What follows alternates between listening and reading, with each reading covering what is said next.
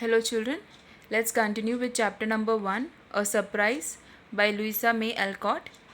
Before we begin with the chapter, open your textbook, keep your textbook, place it in front of you, turn to page number 4, hold a pencil in your hand. Now, before we continue, let's revise what we have studied in the previous lecture. The story, A Surprise, is about Joe March, who was a lovely young person and who wished to become a writer. Joe wanted to earn money to become independent and to share the responsibility of running the household and helping her younger sisters. One day, Joe submitted two of her stories to a newspaper editor who said that they might be published. Joe shared the secret with her friend Laurie. Laurie is Joe's friend. Laurie had seen her coming out of the building where there was a dentist chamber as well as newspaper office. He thought Joe was coming out of the dentist chamber and that she must have had a very painful tooth extraction. Though his guess was wrong, she had actually gone to submit her stories to the newspaper office located in the same building. Okay, now what happened after that? Laurie and Joe used to communicate with each other through sign languages, and Meg thought that. And one fine day, Laurie and Joe were playing in the garden. So when Meg, the elder sister, saw her playing in the garden, she was not happy. She said that girls of certain age should not race, and it was not like ladylike because Joe was around 14 to 15 years. Meg was the elder sister, and she had two. Altogether, they were four sisters. Meg was the eldest one. Second was Joe. Third was Beth, and fourth was Amy. Okay, so and Beth was very close to Joe. Okay, among all the sisters, Beth was very close to Joe. So every day when the newspaper fellow used to come to the house, they used to wait for that every day for about 2 weeks, because the editor had told her that it will within next week, within a week or two, he will reply to her what exactly he's going to do, whether it will be printed or not. So she was waiting for her stories to get published in the newspaper. So what happened, one day when Brooke, every time when Mr. Brooke came knocking at the door, he used to not so she used to be very rudely with him. Okay, and one fine day what happened, Mr. Brooke brought the newspaper, okay, where in which the story was printed. Okay, the pages were there. So when Joe sat on the sofa and was reading about it, her sisters told her to read it aloud. So they also find the story quite interesting, and as somewhat it was boring, pathetic also, because all the characters died at the end. So what happened when Joe asked, okay, when Joe, sorry, when Beth asks to Joe who wrote it, okay, who from there will begin today. So let's see what answer Joe gives to her and her family.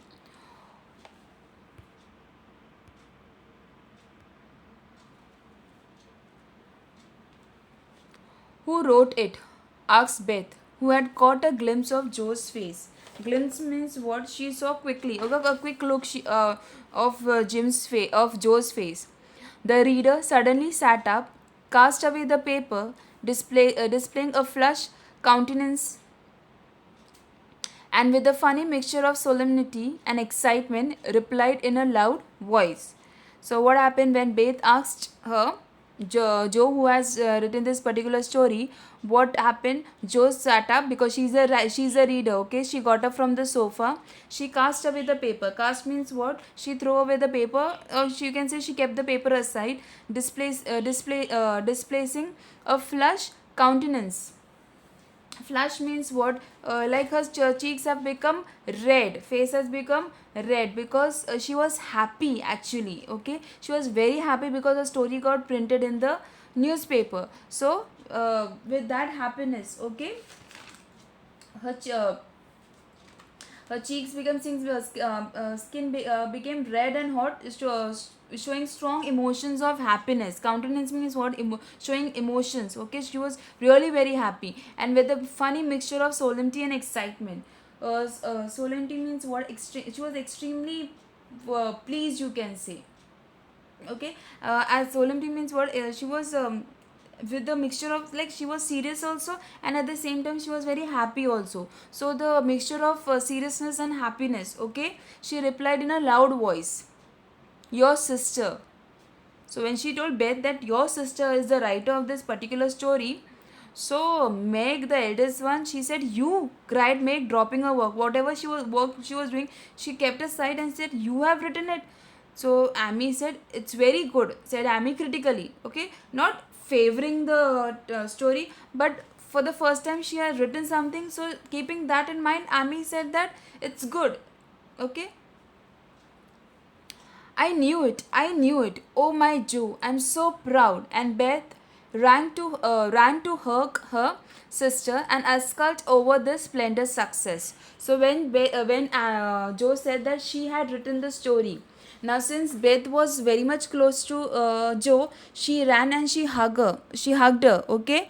And ascult means what? She was very like, she was very happy, joyful, in a very joyful manner. She was really very happy for this success. Splendid success means a very good success. Dear me, how delighted they all were, to be sure. So here Joe is talking to herself that I'm so happy that I have got such a good. I'm so happy. I'm very happy that they, like, more than me, they were confident about my work. How Meg wouldn't believe it till she saw the words Miss Josephine March. So now she's saying that she was thinking in her mind that I'm so happy that these people have more confidence in me, more what do you call it? They had more confident about me, trust on me, rather than I having on myself. How Meg would have not believed it unless and until she would have not seen that she would have not seen my name printed on the paper. So when she read Miss Josephine March, okay, that is the full name of Joe. Joe is a pet name which her parents and sister called addressed her. So her full name was Josephine March.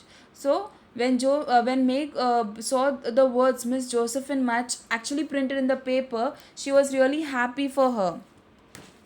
How graciously Amy criticized the artistic part of the story. So like a true what do you call it, reader, she told Joe what was good in it, what was bad in it, and she motivated Joe that you can make a part of it. Okay, another part of it, a sequel. How we have the sequel of pictures, like that only. She said you can go for a sequel of that also, but unfortunately could not be carried out. Okay, the story was in such a way that you cannot make a part of it, another part of the story. How Hannah came in to exclaim. Hannah was the servant. She was the maid as well as the cook of the. She was the maid as well as the cook of that particular of this family. So she was like with a lot of strong emotions of joy. Okay, exclaim means what? When she was absolutely very much happy, she said these words: "Sakes alive! Well, I never!" In great astonishment at that Joe's doing. What does this line means? This line means that, so what Hannah said that, oh my goodness, it's absolutely amazing. When she says sakes alive, well, I never, in great astonishment at that Joe's doing. So this means what? Hannah said that, oh my goodness, it is absolutely amazing. Okay, she was very, very happy.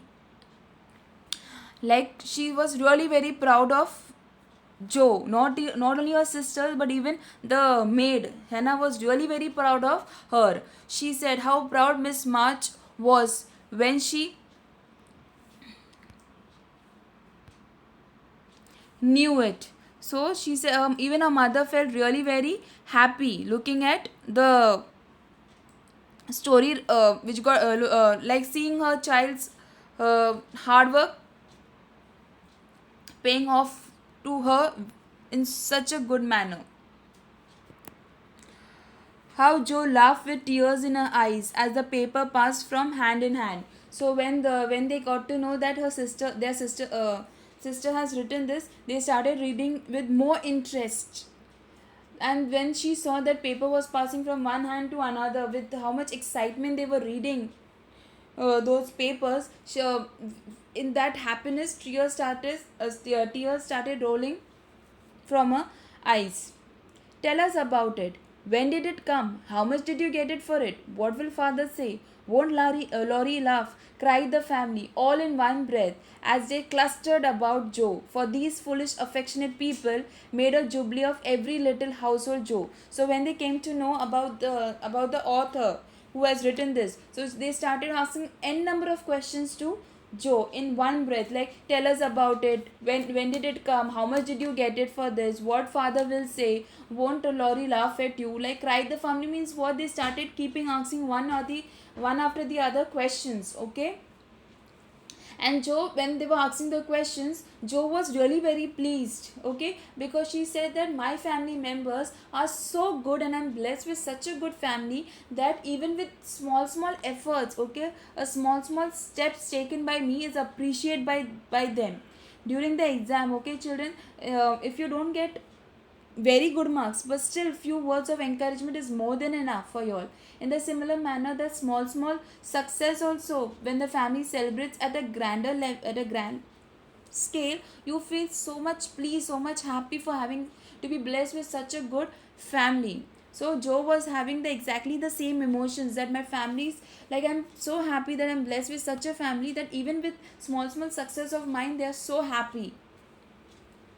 Stop gabbering, girls, and I will tell you everything, said Joe. Stop gabbering means what? They were continuously asking, and without with like a rapid fire round, they were asking so many questions to her. So she said that, stop this, I will tell you what happened, how I got this, what I have done, what were the things which came to my mind, how people reacted, and everything.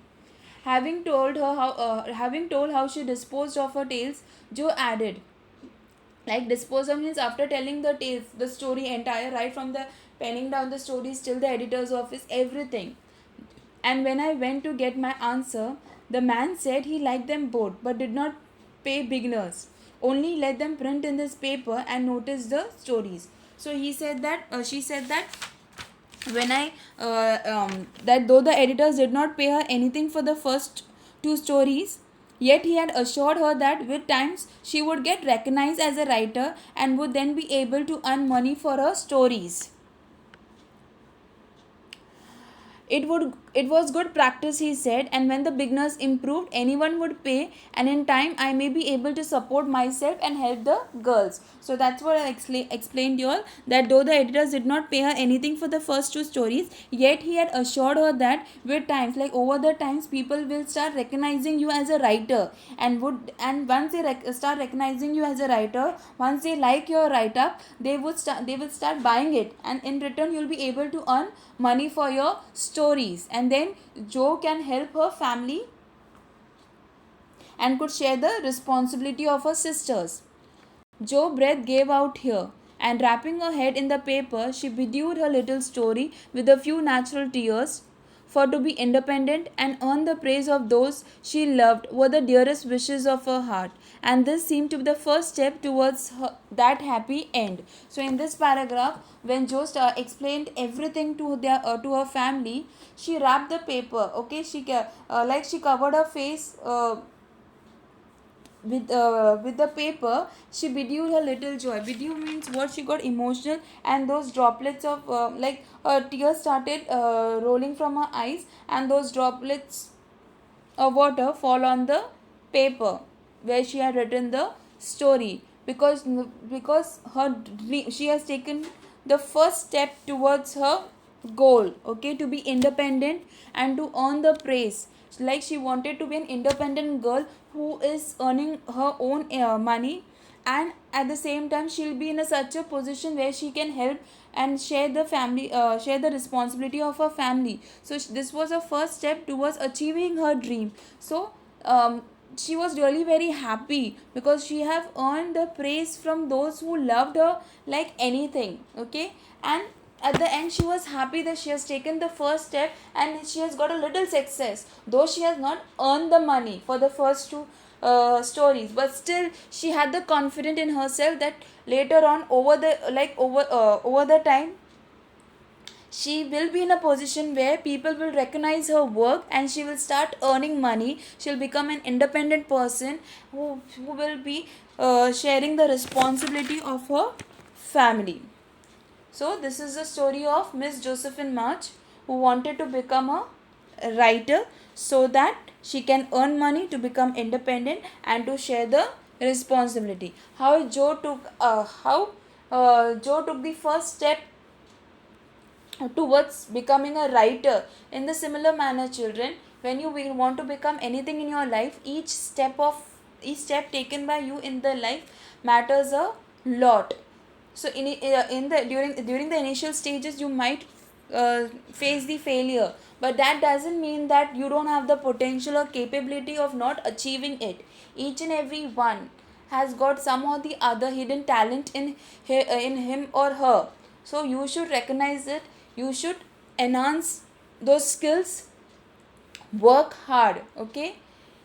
Work hard, because hard work is the success, success in each and every part of our life. Unless and until we don't work hard, we won't be able to achieve whatever goals we have set in our life.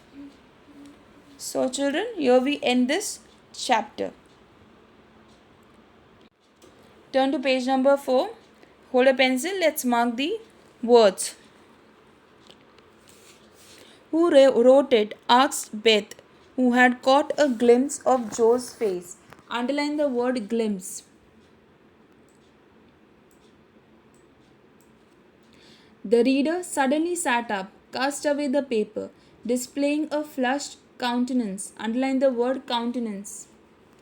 And with a funny mixture of solemnity, underline the word solemnity, and excitement, replied in a loud voice, "Your sister."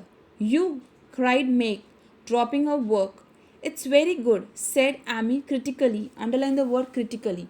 "I knew it. I knew it. Oh, my Joe, I'm so proud." And Beth ran to hug her sister and exult over this splendid success. Underline the word exult.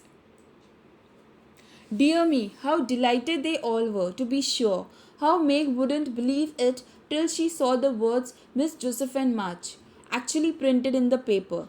How graciously, underline the word graciously, Amy criticized the artistic part of the story and offered hint of for a sequel, which unfortunately couldn't be carried out. How Hannah came into the exclaim, "Sakes alive! Well, I never," in great astonishment, underline the word astonishment, at that's Joe's doings. How proud Mrs. March was when she knew how Joe laughed with tears in her eyes as the paper passed hand to hand. "Tell us about it. When did it come?"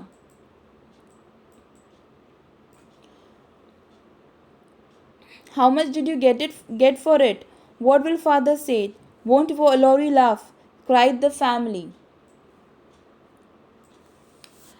all in one breath as they clustered about Joe. Underline the word clustered. For these foolish, affectionate people made a jubilee of every little household joy.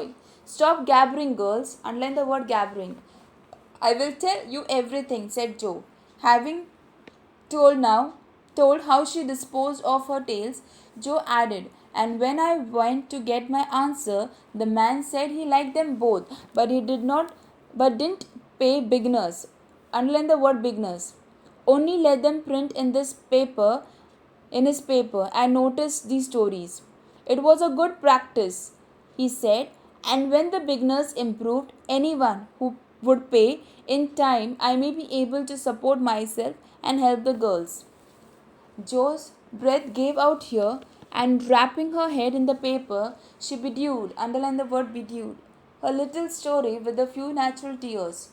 For to be independent and earn the praise of those she loved were the dearest wishes of her heart, and this seemed to be the first step towards the happy end. So children, whichever words we have underlined today, please learn those words and the meanings which are there at the back of the textbook. Chapter number 1, a surprise.